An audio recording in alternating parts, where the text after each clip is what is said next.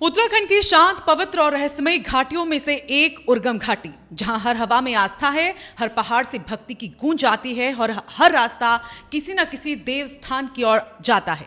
वहीं आज एक गीत ने तूफान खड़ा कर दिया। देवभूमि की इसी पवित्र धरती से जुड़ा एक नाम अचानक से विवादों के केंद्र में आ गया है। उत्तराखंड की गायिका प्रियंका महर और उनका हाल ही में रिलीज हुआ गीत स्वामी जी प्लीज। इस गीत की एक पंक्ति ने पूरे इलाके को झकझोर कर रख दिया है। उर्गम के कस्से में दगड़ियों के साथ फुल नशे में। अब सवाल ये नहीं है कि ये पंक्ति किसने लिखी, सवाल यहां पर यह सामने आ रहा है कि क्या किसी पवित्र, धार्मिक और सांस्कृतिक रूप से अहम इलाके को नशे के संदर्भ में दिखाना सही है। चमोली जिले की उर्गम घाटी, जहां पंच बद्री में से एक ध्यान बद्री और पंच केदार में से एक कल्पेश्वर महादेव स्वयं विराजमान है, जहां हर साल हजारों श्रद्धालु सिर्फ दर्शन के लिए लंबी यात्रा करते हैं, वहां को अगर नशे से जोड़ दिया जाए तो क्या यह सिर्फ एक गीत की पंक्ति भर है या फिर धार्मिक भावनाओं पर एक सीधा आघात। अब ग्रामीणों का आरोप है कि इस गाने ने उर्गम गांव की सामाजिक और धार्मिक गरिमा को ठेस पहुंचाया है। गांव के लोगों में भारी रोष है और इसी के चलते जोशीमठ से ब्लॉक प्रमुख अनूप सिंह नेगी की ओर से कानूनी नोटिस भी भेजा गया है। ये नोटिस अधिवक्ता सुरभि शाह के माध्यम से जारी किया गया है, जिसमें साफ तौर पर 3 बड़ी मांगे इसको लेकर रखी गई है। 3 बड़ी बातें नोटिस में क्या है ये आपको बताते हैं। पहली कि ये गीत तुरंत सभी डिजिटल प्लेटफॉर्म से हटाया जाए। दूसरी, उर्गम गांव और वहां के लोगों से सार्वजनिक माफी मांगी जाए, वो भी लिखित और वीडियो के माध्यम से। और तीसरी, क्षेत्र की छवि खराब करने के लिए उचित मुआवजा भी दिया जाए। तो ये वो 3 मांगे हैं जो इस नोटिस में दी गई हैं। और नोटिस में यह भी चेतावनी दी गई है कि अगर 15 दिनों के अंदर इन मांगों को पूरा नहीं किया गया तो मानहानि सहित अन्य कानूनी धाराओं में मामला दर्ज किया जाएगा। यानी साफ है, बात अब सिर्फ सोशल मीडिया विवाद की नहीं रह गई है, अब मामला जा पहुंचा है कानून की दहलीज तक। लेकिन कहानी में एक और बेहद संवेदनशील मोड़ भी आ गया है। सोशल मीडिया पर इसी विवाद के बीच खुद प्रियंका महर ने एक कमेंट में यहां पर दावा किया है कि ना मैंने वो पंक्ति लिखी है ना ही गाई है, लेकिन हर जगह मेरा नाम गलत तरीके से इस्तेमाल किया जा रहा है। मेरी प्राइवेसी पर भी हमला हुआ है, मेरी निजी जानकारी इंटरनेट पर फैलाई जा रही है, लोग लगातार मुझे कॉल कर अब परेशान कर रहे हैं।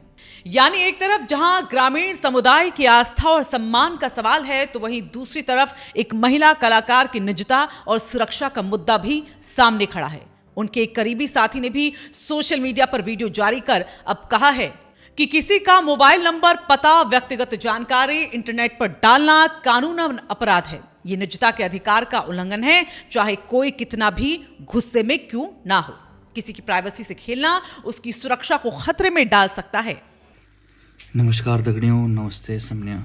और आज ये वीडियो बनाना चाहता नहीं था मैं, बट स्टिल ये बनानी पड़ रही है बिकॉज बहुत सारी कंट्रोवर्सीज मच रही है और मेरे को समझ नहीं आ रहा है प्रियंका को इसमें क्यों घसीटा जा रहा है। लाइक ना उसने ये गाना लिखा है, बट स्टिल फिर भी कुछ लोग उनको टारगेट कर रहे हैं। एक लीगल नोटिस आया है यहाँ पे, आप लोगों के सबके संज्ञान में आ गया होगा।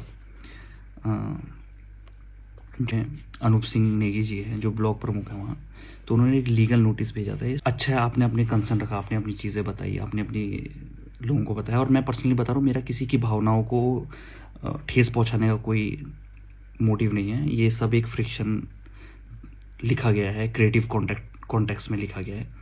और जहाँ तक लिरिक्स की बात है, इसमें उर्गम के कस्से में दगड़ियों के साथ फुल नशे में, किसी स्पेसिफिक नशे का उल्लेख तो इसमें किया गया ही नहीं है। जो आपने इसको इतना बड़ा मामला उठा दिया, ना वो पार्ट किसी ने सुना, ना उस पार्ट पे किसी का ध्यान आया, पर आप लोगों ने कुछ ऐसा सिस्टम क्रिएट कर दिया यहाँ पे कि सबका ध्यान उसी जगह में जा रहा है। सबको अब ऐसा लग रहा है कि उर्गम में पता नहीं क्या चल रहा है। जिनको पता भी नहीं उनको भी अब इस चीज़ के बारे में पता चल रहा है। बाकी अगर किसी की भावना को ठेस पहुंचा तो मेरा किसी की भावना को ठेस पहुंचाने का इरादा नहीं है। बट आज जो अनूप सिंह नेगी जी ने, हमने वीडियो ऑलरेडी टेक डाउन कर दिया था, फेसबुक में उन्होंने नोटिस डाला है। आपको इतने लोगों ने वोट दिए, इतने लोगों ने आपको बनाया वहाँ पर, क्या आपके अंदर इतनी भी समझ नहीं थी कि आप किसी लड़की का नंबर, उसका पता सार्वजनिक कर रहे हो? कमाल की बात है, आप ब्लॉक प्रमुख हो, आप वहाँ के, आप किसी का नंबर सार्वजनिक कर रहे हो, उस पर क्या बैठ रहे हो? अभी फ़ोन ऑफ करके बैठी है वो। रात को इतने लोगों के कॉल आ रहे हैं, इतने सारे लोग परेशान कर रहे हैं, किस टाइप का मेंटल हैरेसमेंट होता है किसी व्यक्ति को, आप समझ रहे हैं? तो अब हालात ऐसे बन चुके हैं कि एक और आस्था आहत होने का आरोप है, तो दूसरी ओर अभिव्यक्ति की स्वतंत्रता और निजता के अधिकार पर सवाल खड़े हो रहे हैं। ये कोई छोटा विवाद नहीं है, ये सवाल है संस्कृति बनाम कंटेंट, श्रद्धा बनाम मनोरंजन और कहीं ना कहीं सोशल मीडिया की गैर जिम्मेदारी पर भी। आज के दौर में एक गीत सिर्फ गीत नहीं रह जाता, वो लाखों करोड़ों लोगों तक पहुंचने वाला एक संदेश बन जाता है।